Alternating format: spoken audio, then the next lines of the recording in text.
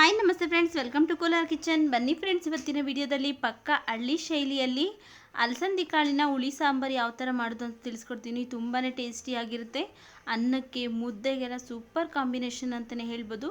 ಬನ್ನಿ ಇವಾಗ ಈ ಅಲಸಂದಿ ಕಾಳಿನ ಹುಳಿ ಸಾಂಬಾರನ್ನ ಯಾವ ಥರ ಮಾಡೋದು, ಏನೆಲ್ಲ ಬೇಕು ಅಂತ ನೋಡೋಣ. ನೋಡಿ, ಒಂದು ಕುಕ್ಕರ್ಗೆ ನಾನು ಒಂದು 7ರಿಂದ 8 ಗಂಟೆಗಳ ಕಾಲ ನೆನೆಸಿರುವಂಥ ಅಲಸಂದಿ ಕಾಳನ್ನು ಹಾಕ್ಕೋತಾ ಇದ್ದೀನಿ. ಒಂದು 7ರಿಂದ 8 ಗಂಟೆಗಳ ಕಾಲ ಚೆನ್ನಾಗಿ ನೆನೆಸಿ ಒಂದ್ಸರಿ ವಾಶ್ ಮಾಡಿ ಅದನ್ನು ಕುಕ್ಕರ್ಗೆ ಹಾಕ್ಕೋತಾ ಇದ್ದೀನಿ.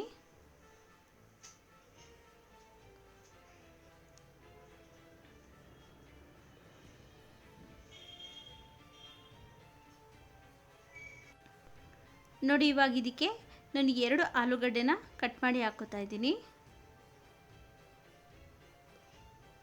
ಹಾಗೆಯೇ ಇದಕ್ಕೆ ಇದು ಬೇಯೋದಕ್ಕೆ ಬೇಕಾಗುವಷ್ಟು ನೀರನ್ನು ಹಾಕ್ಕೋತಾ ಇದ್ದೀನಿ. ರುಚಿಗೆ ತಕ್ಕಷ್ಟು ಉಪ್ಪು, ಹಾಗೆಯೇ 2 ಟೊಮೆಟೊನ ಚೆನ್ನಾಗಿ ವಾಶ್ ಮಾಡಿ ಇದಕ್ಕೆ ಹಾಕ್ಕೋತಾ ಇದ್ದೀನಿ. ಇವಾಗ ಒಂದ್ಸರಿ ಮಿಕ್ಸ್ ಮಾಡಿಬಿಟ್ಟು ಕುಕ್ಕರ್ ಲಿಡ್ ಕ್ಲೋಸ್ ಮಾಡಿ ಸ್ಟವ್ ಮೇಲಿಟ್ಟು 2 ವಿಜಿಲ್ ಕೂಗಿಸ್ಕೊಳ್ಳೋಣ. ನೋಡಿ, ಇಲ್ಲಿ 2 ವಿಜಿಲ್ ಬಂದು ಕಂಪ್ಲೀಟಾಗಿ ತಣ್ಣಗಾಗಿದೆ. ಓಪನ್ ಮಾಡ್ತಾ ಇದ್ದೀನಿ. ನೋಡಿ, ಅಲಸಂದಿ ಕಾಳೆಲ್ಲ ಚೆನ್ನಾಗಿ ಬೆಂದಿದೆ. ಈ ಥರ ಬೆಂದಿರಬೇಕು. ಇವಾಗ ಈ ಬೇಯಿಸಿರುವಂಥ ಟೊಮೆಟೊನ ತೆಗೆದಿಟ್ಕೊಳ್ಳೋಣ. ಬೇಯಿಸಿರುವಂಥ ಟೊಮೆಟೊ ಹಾಗೆಯೇ ಸ್ವಲ್ಪ ಅಲಸಂದಿ ಕಾಳನ್ನು ತೆಗೆದಿಟ್ಕೋತಾ ಇದ್ದೀನಿ. ಇದು ರುಬ್ಬೋದಕ್ಕೋಸ್ಕರ. ಇವಿಷ್ಟು ತಣ್ಣಗಾಗಿಬಿಡಬೇಕು.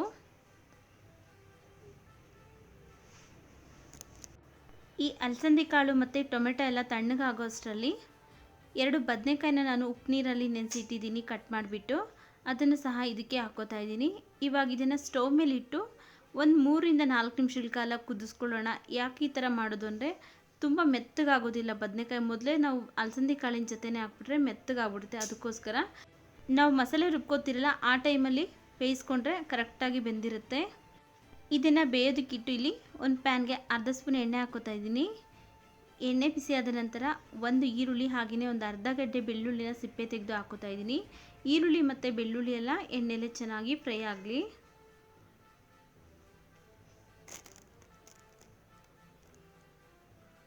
ನೋಡಿ, ಈರುಳ್ಳಿ ಬೆಳ್ಳುಳ್ಳಿ ಇಷ್ಟು ಫ್ರೈ ಆದರೆ ಸಾಕಾಗುತ್ತೆ. ಇವಾಗ ಇದನ್ನು ಒಂದು ಮಿಕ್ಸಿ ಜಾರ್ಗೆ ಹಾಕ್ಕೊಳ್ಳೋಣ.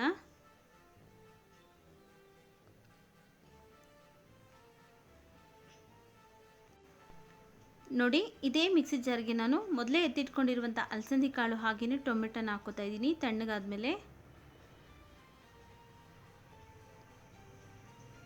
ಇವಾಗ ಇದಕ್ಕೆ ಒಂದು 3 ಸ್ಪೂನ್ ಆಗುವಷ್ಟು ಕಾಯಿ ತುರಿ ಹಾಗೆಯೇ ಒಂದು ಸ್ವಲ್ಪ ಕೊತ್ತಂಬರಿ ಸೊಪ್ಪು ಹಾಕ್ಕೋತಾ ಇದ್ದೀನಿ. ನೋಡಿ, ಇಲ್ಲಿ ಒಂದು ನೆಲ್ಲಿಕಾಯಿ ಗಾತ್ರದಷ್ಟು ಹುಣಸೆಹಣ್ಣು ಹಾಕ್ಕೋತಾ ಇದ್ದೀನಿ. ಟೊಮೆಟೊ ಹಾಕಿದ್ರೂ ಹುಣಸೆಹಣ್ಣು ಹಾಕಿದ್ರೆ ಟೇಸ್ಟ್ ಚೆನ್ನಾಗಿರುತ್ತೆ. ಹಾಗೆಯೇ ಒಂದು 1/4 ಸ್ಪೂನ್ ಆಗೋಷ್ಟು ಅರಿಶಿನ ಪುಡಿ, 1 ಟೇಬಲ್ ಸ್ಪೂನ್ ಆಗೋಷ್ಟು ರೆಡ್ ಚಿಲ್ಲಿ ಪೌಡ್ರ್ ಹಾಕ್ಕೋತಾ ಇದ್ದೀನಿ. ಸಾಂಬಾರ್ ಪೌಡರ್ 1 ಸ್ಪೂನ್ ಆಗೋಷ್ಟು ಹಾಕ್ಕೋತಾ ಇದ್ದೀನಿ. ಈ ಸಾಂಬಾರ್ ಪೌಡ್ರ್ ಲಿಂಕ್ ಬೇಕು ಅಂದರೆ ನಾನು ಡಿಸ್ಕ್ರಿಪ್ಷನ್ ಬಾಕ್ಸಲ್ಲಿ ಕೊಟ್ಟಿರ್ತೀನಿ, ಚೆಕ್ ಮಾಡ್ಕೊಳ್ಳಿ. ಹಾಗೆಯೇ ಒಂದು ಸ್ವಲ್ಪ ನೀರನ್ನು ಹಾಕಿ ನುಣ್ಣಕ್ಕೆ ರುಬ್ಕೊಂಬರೋಣ. ನೋಡಿ, ಈ ಥರ ನುಣ್ಣಕ್ಕೆ ರುಬ್ಕೋಬೇಕು. ಇವಾಗ ಇದು ರೆಡಿ ಆಗಿದೆ. ಇದನ್ನು ಪಕ್ಕಕ್ಕಿಟ್ಟು ನಾನು ನೋಡಿ, ಇಲ್ಲಿ ಕಾಳೆಲ್ಲ ಚೆನ್ನಾಗಿ ಕುದೀತಾ ಇದೆ. ಬದನೆಕಾಯಿ ಆಲೂಗಡ್ಡೆ ಎಲ್ಲ ಅದ್ರ ಜೊತೆನೇ ನೋಡಿ ಒಂದು 3 ನಿಮಿಷ ಬಿಟ್ಟಿದ್ದೀನಿ ಅಷ್ಟೇ. ಬದನೆಕಾಯಿ ಎಲ್ಲ ಚೆನ್ನಾಗಿ ಬೆಂದಿದೆ. ನೋಡಿ, ಇವಾಗ ಇದಕ್ಕೆ ನಾವು ರುಬ್ಕೊಂಡಿರುವಂತಹ ಮಸಾಲೆ ಹಾಕ್ಕೊಳ್ಳೋಣ. ಈ ಥರ ಒಂದ್ಸರಿ ಟ್ರೈ ಮಾಡಿ ನೋಡಿ, ತುಂಬಾ ಟೇಸ್ಟಿಯಾಗಿರುತ್ತೆ ಅನ್ನಕ್ಕೆ ಮುದ್ದೆಗೆಲ್ಲ. ನೋಡಿ, ಇವಾಗ ಅದೇ ಮಿಕ್ಸ್ ಜಾರಿಗೆ ಒಂದು ಸ್ವಲ್ಪ ನೀರನ್ನು ಹಾಕಿ ಇದಕ್ಕೆ ಆ್ಯಡ್ ಮಾಡ್ಕೋತಾ ಇದ್ದೀನಿ. ನೋಡ್ಕೊಳ್ಳಿ, ನಿಮಗೆ ಯಾವ ಕನ್ಸಿಸ್ಟೆನ್ಸಿಗೆ ಬೇಕೋ ಆ ಕನ್ಸಿಸ್ಟೆನ್ಸಿಗೆ ನೀರನ್ನು ನೋಡಿಕೊಂಡು ಹಾಕ್ಕೊಳ್ಳಿ. ನೋಡಿ, ಈ ಕನ್ಸಿಸ್ಟೆನ್ಸಿಲಿದ್ದರೆ ಅದು ಕುದಿಯೋಷ್ಟರಲ್ಲಿ ಸ್ವಲ್ಪ ಗಟ್ಟಿ ಆಗುತ್ತೆ, ಕರೆಕ್ಟಾಗಿ ಸರಿ ಹೋಗುತ್ತೆ. ನೋಡ್ಕೊಳ್ಳಿ, ಉಪ್ಪು ಖಾರ ಏನಾದರೂ ಬೇಕಂದರೆ ಈ ಟೈಮಲ್ಲಿ ಹಾಕಿ ಕುದಿಸ್ಕೊಳ್ಳಿ. ನೋಡಿ, ಇಲ್ಲಿ ಒಂದು 2ರಿಂದ 3 ನಿಮಿಷ ಆಗಿದೆ. ಚೆನ್ನಾಗಿ ಕುದೀತಾ ಇದೆ. ಈ ಥರ ಕುದಿ ಬಂದಾಗ ಸಾಂಬಾರು ರೆಡಿ ಆಗಿದೆ ಅಂತ. ನೋಡಿ, ಸಾಂಬಾರು ಸಹ ಸ್ವಲ್ಪ ಗಟ್ಟಿಯಾಗಿದೆ. ಇವಾಗ ಇದು ರೆಡಿ ಆಗಿದೆ. ಇದನ್ನು ಪಕ್ಕಕ್ಕಿಟ್ಟು ಸಾಂಬಾರಿಗೆ ಒಗ್ಗರಣೆ ಮಾಡ್ಕೊಳ್ಳೋಣ. ಒಗ್ಗರಣೆ ಮಾಡ್ಕೊಳ್ಳೋದಕ್ಕೋಸ್ಕರ ಒಂದು ಪಾತ್ರೆ ಬಿಸಿಗಿಟ್ಟು ಅದಕ್ಕೆ 1 ಟೇಬಲ್ ಸ್ಪೂನ್ ಆಗೋಷ್ಟು ಎಣ್ಣೆ ಹಾಕ್ಕೋತಾ ಇದ್ದೀನಿ. ಎಣ್ಣೆ ಬಿಸಿ ಆದ ನಂತರ ಅರ್ಧ ಸ್ಪೂನ್ ಸಾಸಿವೆ, ಒಂದು ಸ್ವಲ್ಪ ಕರಿಬೇವಿನ ಸೊಪ್ಪು ಹಾಕ್ಕೋತಾ ಇದ್ದೀನಿ.